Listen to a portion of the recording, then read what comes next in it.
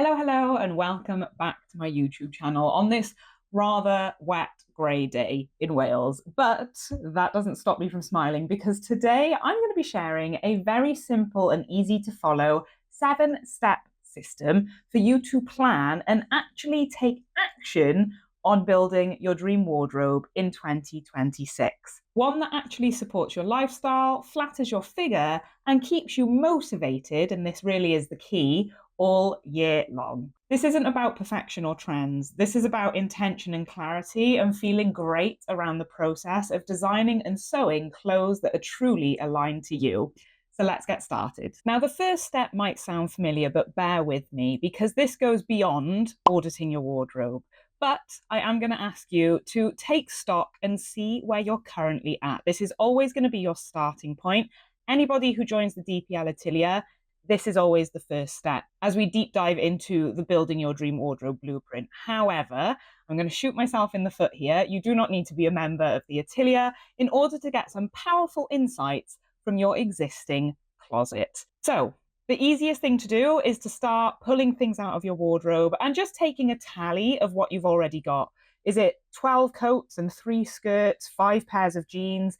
Just start to count up what items you own. And then you can try them on. You can notice what it is that you reach for time and time again. And there is just as much power to be had in looking at what you don't reach for and asking yourself why. What lives untouched at the back of the rail? Because we've all got those pieces. You're not just sorting clothes in this exercise, you're collecting data. So ask yourself these 3 powerful questions. What makes me feel good? What do I avoid wearing and why? And what needs repairing, altering, or replacing? The goal here isn't to reduce your wardrobe or have a clear out. It's not about making a keep, bin, or donate pile, but it is about understanding your starting point, your springboard for all of the projects that you're going to plan to make and all of the actions that you're absolutely going to take. So understanding what's working, what isn't, and even more importantly, why, is going to be the strongest footing you can have to building your 2026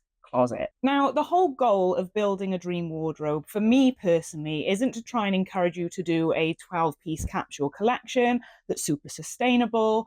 I believe the most sustainable wardrobe you have is not just the one that you already own, but one that you actually wear. And so tapping into this, if you as a creative, and we all get shiny object syndrome and we want all the beautiful things, if you as a creative want to have a wardrobe that's completely me-made, that consists of 80 to 100 plus pieces, I personally don't have an issue with that as long as you wear it.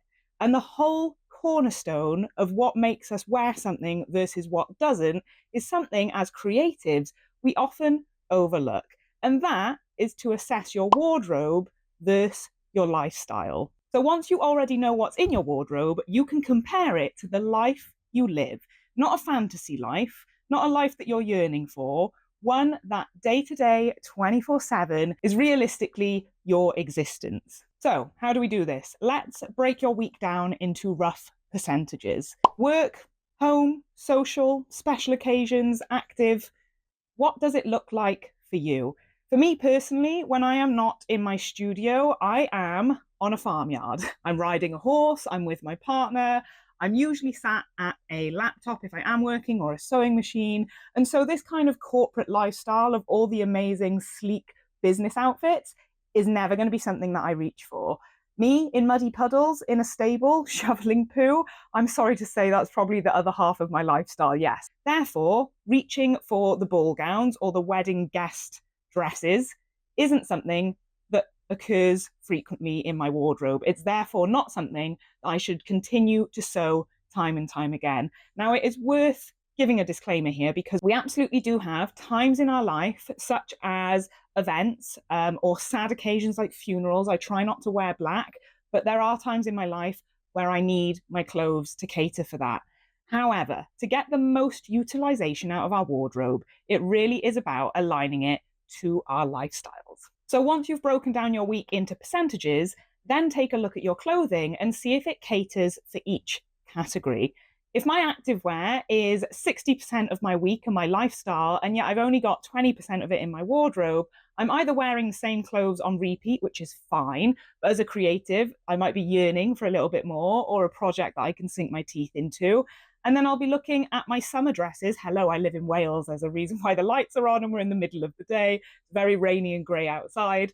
I won't be reaching for the sundresses quite as much. That doesn't mean I'm not going to have them in my wardrobe for the times and occasions when I do need them, but it doesn't make sense for me to invest my time, money, resources on buying fabric and sewing up sundresses for me to simply not wear them. And most of us, this is the reality, overbuy or oversew for the least worn area of our life. So if you have a wardrobe full of romantic dresses, but realistically you live in jeans and knitwear, it makes sense that your wardrobe is feeling a little bit mismatched. The step number 2 gives you clarity on identifying the gaps, which will give us informed decisions on how to fill them with intention. The next step, step number 3, is where it starts to get a little bit more fun. We are going to start gathering inspiration images and researching all the visuals that inspire you and light you up. And this is for the wardrobe that you now want to build, because you've spotted the gaps in your wardrobe, you've assessed what you like and what you don't, and now it's about bringing it all together and creating a Pinterest board or a physical cut and stick mood board or just a folder in your phone full of images that inspire you. So have a little look at the latest runway shows, have a little look at your fellow peers on social media or just some magazine cutouts, and look at your texture, color, silhouette, and fabrics. It's important that you aim for inspiration rather than aspiration. This isn't about replicating somebody else's style, it's about uncovering what feels aligned and authentic for you. And as you're collecting your images, start to identify potential patterns that keep cropping up and recurring. This could be silhouettes that keep cycling by, consistent colors that you might feel drawn to, fabric preferences, or style details that keep singing out. What you like visually should inform what you make physically. Now the picture is coming together, but step 4 is all about understanding your proportions. And this is a really important step before you buy fabrics or get that shiny new sewing pattern that you've had your eye on. Because if you have ever looked at your peers online, for example, and in the sewing community, I know a lot of us do this, where we label our bust, waist, and hip measurement, which can be super useful for others in the community. However, what it doesn't take into account are your lengthways proportions. And so you might see someone who has the same bust, waist, and hip as you, sew something up very similar to what you've seen them wear, try it on yourself, only to still feel deflated. That's because we are not taking in the entire picture of our proportions. Now, inside the 𝗕𝗵𝗹𝗁𝗕, we cover this in depth. So we take accurate measurements, we decode our proportions, and we have a really wide angle lens on our unique, independent, beautiful figure and how to dress for that accordingly.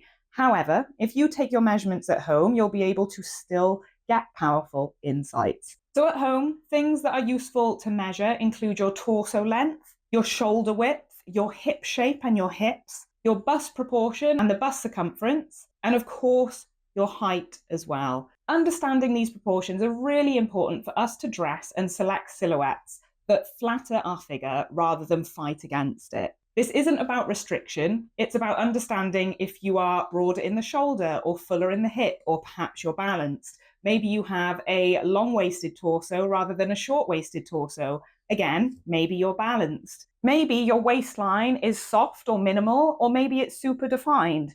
These changes and these discrepancies in our figures completely alter how we can build successful outfits and style ourselves, and the success and joy that we can get out of our wardrobes. This is about shaping and styling your clothes so that they can support your individuality. This knowledge truly is the foundation of great fit and confident styling. So don't skip it. Get familiar with the tape measure, throw the sizing charts out of the window, do a ceremonious burning of them for all I care, and make sure you understand your beautiful, unique body. So step 5 is all about redesigning your existing wardrobe and your future projects to suit all of these jigsaw pieces and all of these clues that we're starting to piece together.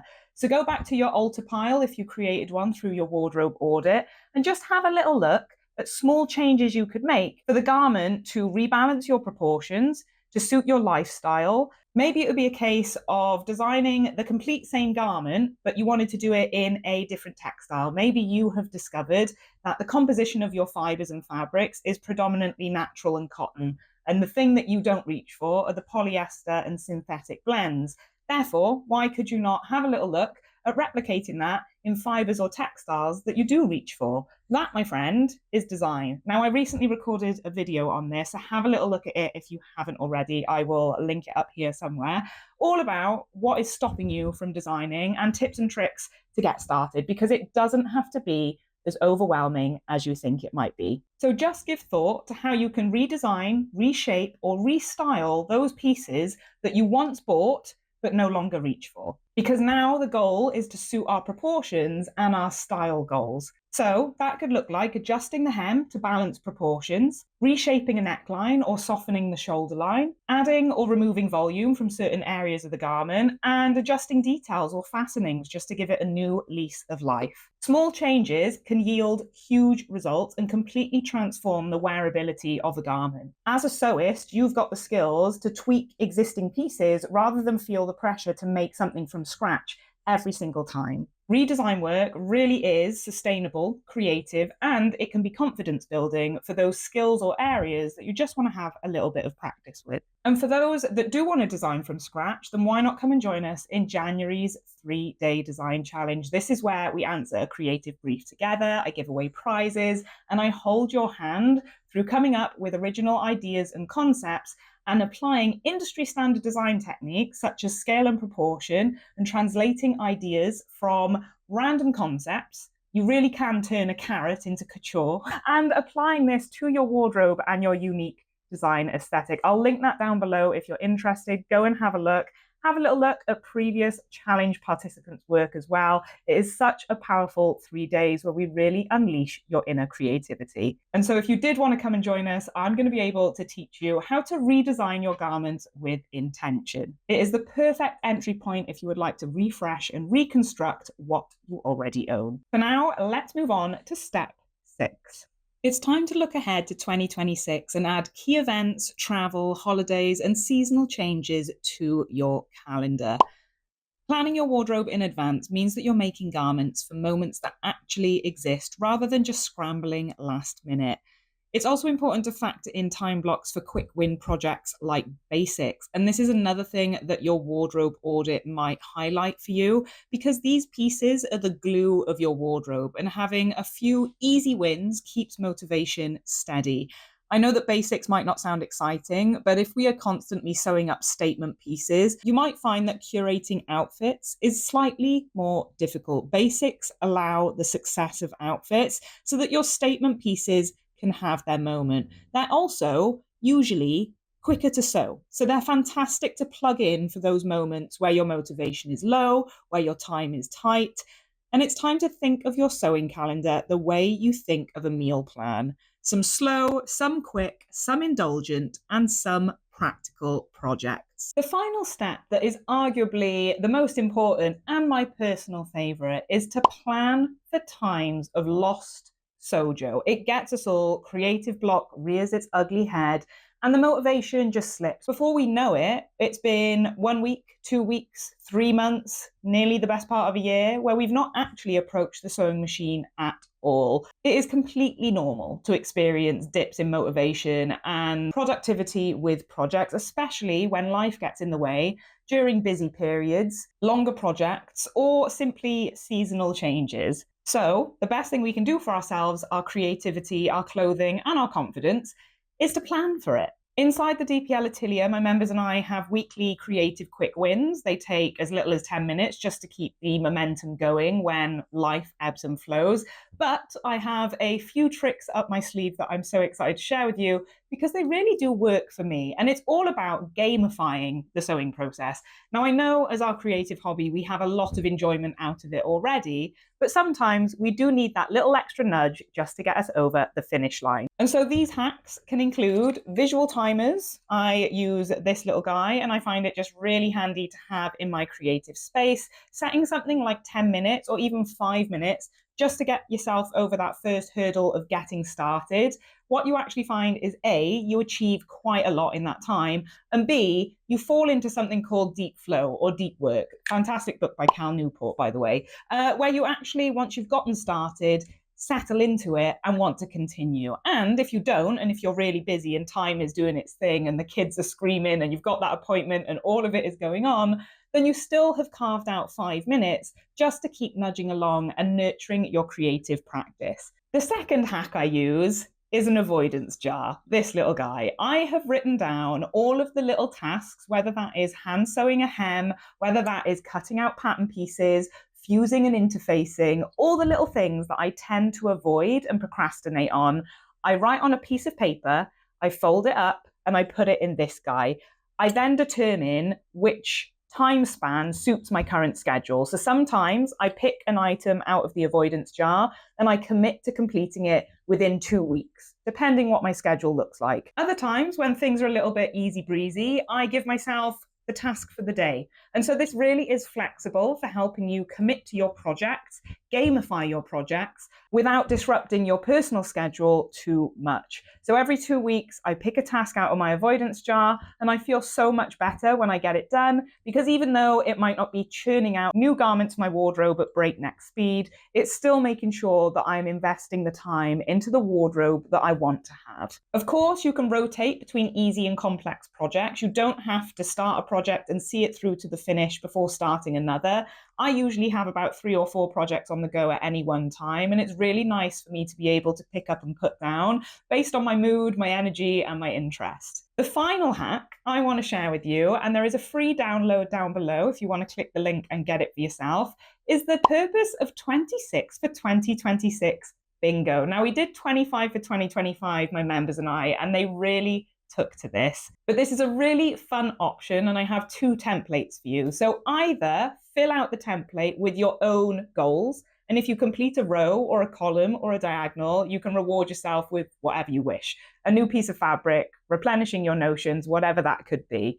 I've also left space at the bottom for one big audacious goal for 2026. Now, this might be making a technical garment like a pair of trousers from scratch that fit you like a glove.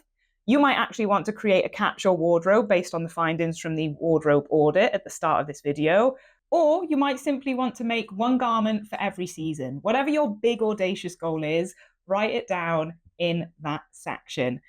But we have one that is pre-filled with suggestions for you to gamify your sewing experience. And we have one that is blank for you to set your own mini goals and reward yourself effectively. It really turns projects and progress into a game and keeps things moving smoothly. Motivation doesn't come from discipline alone. It comes from joy, it comes from structure, it comes from self-compassion, but above all, it comes from taking action. And so these little hacks and tips I use regularly. I use them on cycle, I rotate them around for whatever mood I'm in, but I do find that 9 out of 10 times they just help me keep that momentum and drive going with my personal creative projects. And so there we have 7 steps to planning your dream wardrobe in 2026 and some tips and tricks on how to make it a reality. Audit what you have, align it to your lifestyle, gather some visual inspiration, understand your proportions before redesigning strategically, plan intentionally, and support your motivation throughout the year. This isn't a quick fix. It's a sustainable, creative way of designing a wardrobe that you'll actually wear. It makes sense for where you're at now and where you want to go in the future. These are incremental changes we can revisit time and time again. And don't beat yourself up. Style, tastes change, life evolves, new chapters come around. This is about being flexible in order to create clothes that fit and flatter instead of fight against you. And so if you'd like to join the 3-day design challenge in January, pick up some new skills, be encouraged by a supportive, creative community, or if you'd like to download the complimentary 26 for 2026 bingo template, then I will link both things down below. Let me know in the comments which step feels the most exciting for you right now. I would love to hear it, and what you're planning to sew first for 2026. Stay safe, keep creative, and I will catch you on the flip side.